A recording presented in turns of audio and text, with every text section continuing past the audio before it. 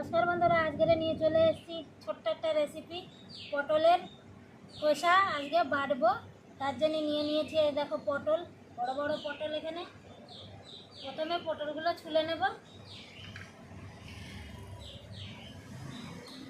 একটা বাসন নিয়ে নিয়েছি, বাসনের মধ্যেই রাখবো সব খোসাগুলো।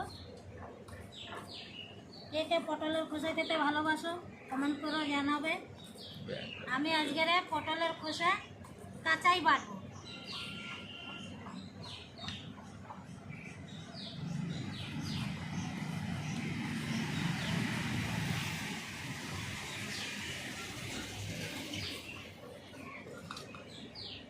চলো সব খোসাগুলো ছাড়িয়ে নিই। ছুলে নিয়েছি, দেখো অনেকটাই খোসা বেরিয়েছে। খোসাগুলো এবার ধুয়ে নেব ভালো করে।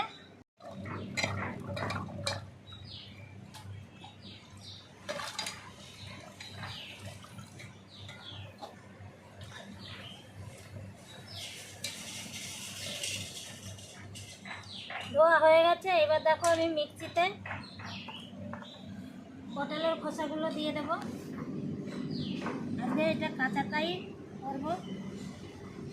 এবার দিয়ে দেব এখানে 10-12 কোয়া রসুন তুলে নিয়েছি, আর 5টা কাঁচা লঙ্কা দিয়ে ভালো করে আমি মিক্সিতে বেটে নিয়ে এসে উনুনটা ধরিয়ে দেবো। বন্ধুরা চলে আসলাম, দেখো বেটে নিয়েছি। কড়াইতে এবার তেল দিয়ে দেবো বন্ধুরা।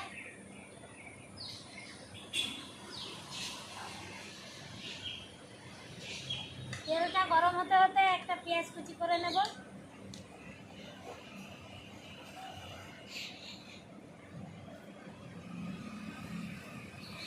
হয়ে গেছে, একটা শুকনো লঙ্কা ভেজে নেব আগে।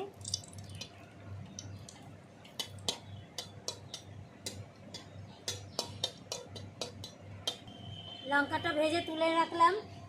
এবার ফোড়নে দেবো কালো জিরে,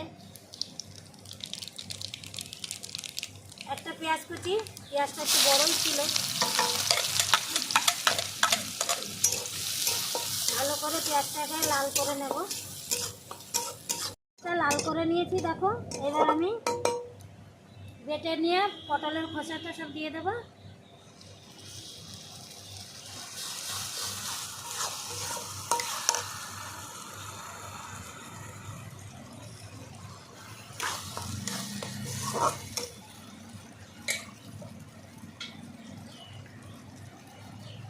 দিয়ে দেবো হলুদ গুঁড়ো,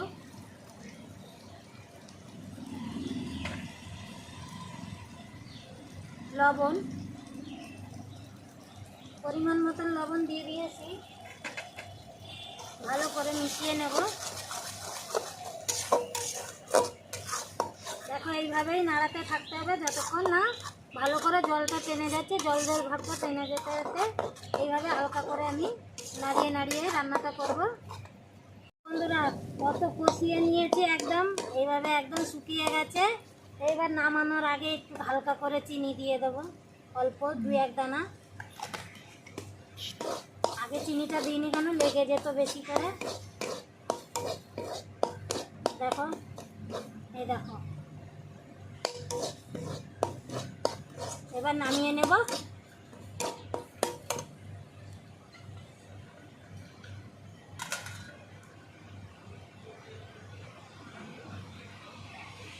দিই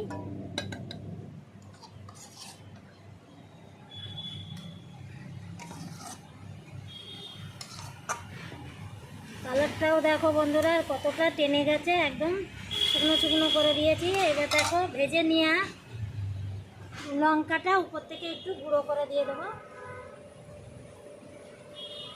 যাতে খেতে আরও টেস্টি লাগবে।